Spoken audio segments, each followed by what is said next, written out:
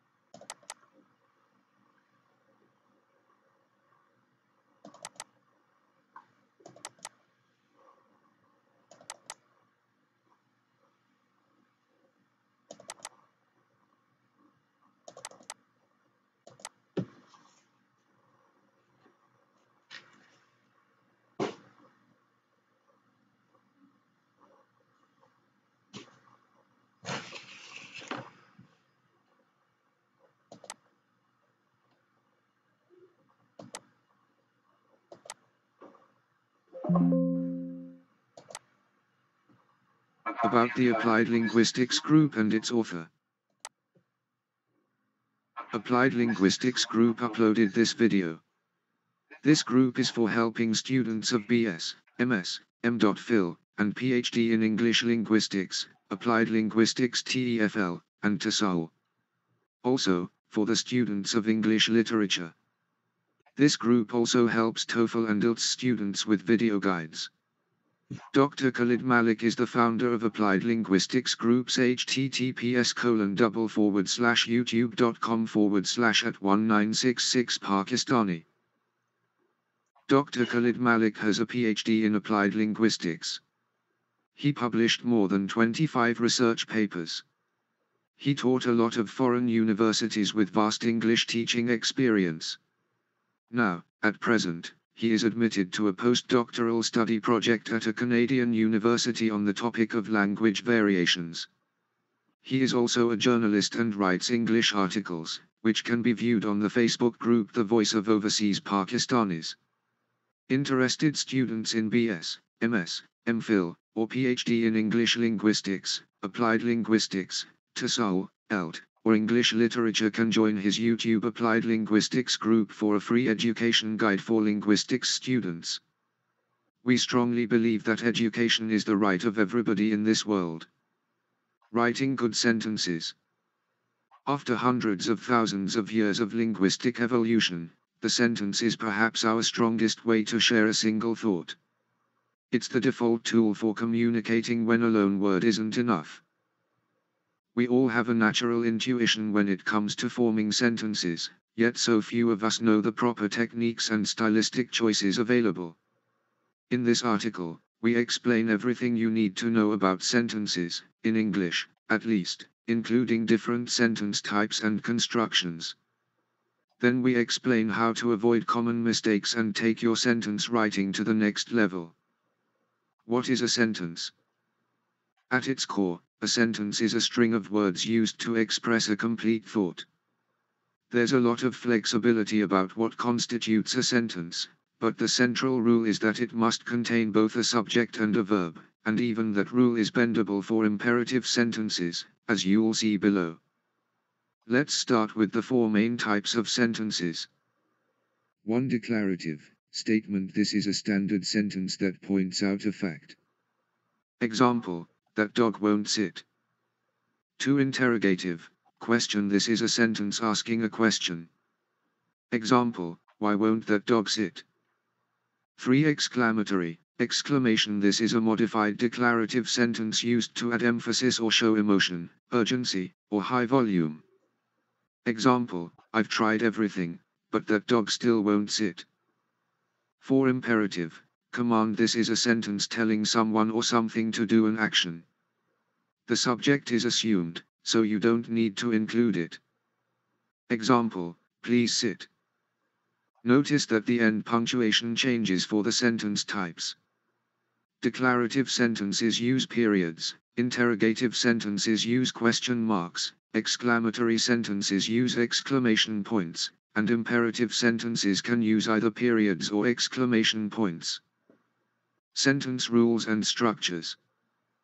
Before we break down sentence structure, we have to discuss an element crucial to forming sentences, the clause.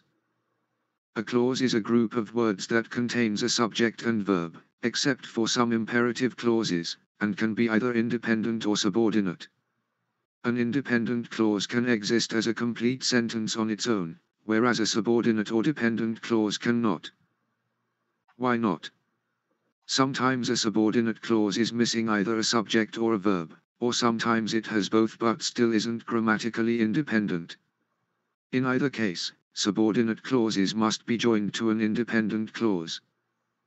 Subordinate clauses are almost always introduced by special linking words or phrases known as subordinating conjunctions, connectors like while, because, or as long as, plus certain prepositions like before and after. If you'd like, you can see our comprehensive list of subordinating conjunctions. To build sentences, you can use an independent clause by itself or combine it with a subordinating clause, another independent clause, or both. We explain 4 sentence structures below. Simple sentence structure. First is your basic sentence, a standalone independent clause with a subject and verb. Note that a simple sentence can contain 2 subjects or 2 verbs, but not 2 of each. Example: King Kong and Godzilla destroyed the city. Complex sentence structure. A complex sentence combines an independent clause with one or more subordinate clauses. Complex sentences always use subordinating conjunctions to connect the clauses. Example: King Kong and Godzilla destroyed the city because they were fighting. Compound sentence structure. A compound sentence combines 2 independent clauses using a coordinating conjunction like the fanboys, for, and, nor, but, or, yet, so, or using a semicolon. It's essentially 2 simple sentences joined together. Example: King Kong didn't want to destroy the city, but Godzilla enjoyed it. Compound complex sentence structure. Lastly, a compound complex sentence has at least 2 independent clauses and at least 1 subordinate clause. Think of it as a compound sentence consisting of 1 or more complex sentences. Example: After King Kong mustered all this strength, he threw a final punch and Godzilla fell. 5 common sentence mistakes. To help improve your sentences, here are 5 of the most common sentence mistakes and expert advice on how to resolve them. 1. Run-ons. Also known as fused sentences. Run-on sentences occur when clauses are mashed together without the proper connecting words. To fix a run-on sentence, you can simply apply the right conjunctions. If the sentence still seems awkward or too long, try breaking it up into 2 or more sentences. 2. Sentence fragments. Sentence fragments occur when a sentence is incomplete, if it lacks a subject or a verb, or if it's a subordinating clause by itself. To fix a sentence fragment, just identify what's left out and add the missing part. Make sure your sentence has both a subject and a verb, unless it's an imperative sentence, and if it's a subordinating clause, try hooking it to a related independent clause. 3. Subject-verb agreement. In English, if the subject is singular, the verb must also be singular. If the subject is plural, the verb must also be plural. In most cases, you can fix this and have subject-verb agreement just by adding or removing the plural s. The problem is that sometimes this error is hard to find. One common example of this is describing a singular subject with plural words. Example: a mixture of blood, sweat, and tears leads to success. The subject is mixture, which is singular, and the verb is leads, which is also singular. Don't get fooled by extra words like blood, sweat, and tears. Even though they are plural, they don't make the subject plural. 4. Ending with prepositions. You often hear people telling you it's wrong to end a sentence with a preposition, but that's not entirely true. In formal writing like school papers it's frowned upon, but usually, it's perfectly acceptable, sometimes, even preferable. For starters, prepositions always need an object. If you end a sentence with an objectless preposition, you risk sounding unclear.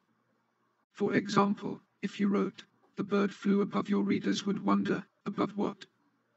It's also worth noting that phrasal verbs often incorporate prepositions. Example, 5 excited puppies are almost too many to put up with. This sentence is fine because the phrase still has an object, even though the object comes first. Phrasal verbs are also frowned upon in formal writing, so you shouldn't put them at the end, or the beginning, of a formal sentence anyway. 5. Passive voice. Although not technically a grammatical error, passive voice is a sign of unassertive writing. In passive voice, the subject of a clause receives the action. The main verb appears as a participle plus a form of to be. Example, a touchdown pass was thrown by the quarterback. Now, consider that same sentiment written in the active voice. Example, the quarterback threw a touchdown pass. It's not only more succinct, but also more direct and easier to understand. Active voice also tends to sound better, creating more vigorous and lively prose.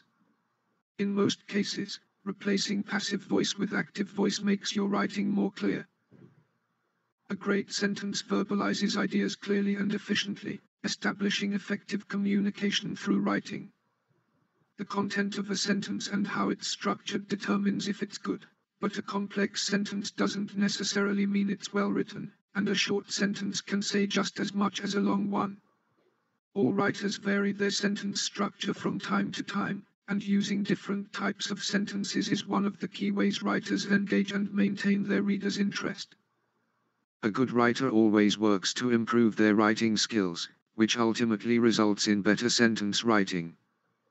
What makes a good sentence? A good sentence expresses a complete thought, and can clearly communicate an idea. However, there are a variety of other components that contribute to good sentence construction. A good sentence is a complete sentence. A complete sentence requires a subject and a verb and expresses a complete thought, also known as an independent clause. This element of sentence structure can stand on its own, expressing an idea without the need for additional information. For example, parents worry about their children. This sentence is complete, and conveys a clear idea. A good sentence conjures a particular mood. Especially when trying to appeal to your reader's sensibilities, proper use of emotion in your sentences can make all the difference as to whether your audience feels what you want them to or not. This is particularly useful in many business writing fields like copywriting and marketing, where establishing an emotional connection with the reader can address their wishes, or fears, and compel them to take action or buy into what you're selling. A good sentence paints a picture. Using strong sensory imagery will create a vivid image for your reader. It doesn't provide too much information that insults your audience's imagination, but it gives enough detail that is necessary for the message you are trying to send. A single sentence can become much more potent when there is a powerful visual attached to it. A good sentence has flow. How you word sentences dictates their pacing, and the cadence of a good sentence should be unmarred by poor punctuation or wordiness. A reader should not have to go back and reread a sentence to understand the idea behind it. It should be conveyed clearly and not convoluted by complex diction. 6 tips for writing good sentences. If you know how to write sentences, you're on your way to writing good sentences. There are many writing tips available for those looking to craft better sentences. 1. Keep it simple. Long sentences or overly complex sentences don't necessarily make sophisticated sentence writing. Sometimes a simple sentence can pack a powerful punch. Know how to eliminate fluff and adjust syntax to fit your writing style and target audience. An easily digestible message makes for better communication. 2. Use concrete rhetoric. If you're trying to inspire movement or change, you don't want to describe something as sort of important, especially if you're trying to get people to donate to a cause, or protest an event. Use direct language to deliver a strong image, convey significance, and create an emotional appeal. Whatever your point is, it should be your audience's biggest priority right now. 3. Employ parallelism. Sentences are easier and more pleasant to read if there is an agreement in their grammatical structure, particularly when it comes to lists. This principle is known as parallelism, parallel structure or parallel construction. Successful parallelism, the finale was illogical, rushed, and disappointing. 3 adjectives. 4. Mind your grammar. The best sentences don't suffer from things like passive voice, run-on sentences, or typos. Sometimes you accidentally write an incomplete sentence, or inadvertently form fragments while editing and rewriting. Be sure to identify any incomplete sentences that may be lurking throughout your writing. Proper grammar helps give writing a more polished feel. 5. Properly punctuate. The right punctuation can make or break the rhythm of a single sentence. Ensure your periods, commas, hyphens, semicolons, and any other punctuative tools are implemented correctly. Even if you're just advice blogging for a small group of readers online, you want your writing to appear sophisticated and taken seriously, so pay attention to your punctuation. 6. Practice writing. Improvement only happens with practice. Perform writing exercises that focus on your sentence structure and how you phrase your ideas.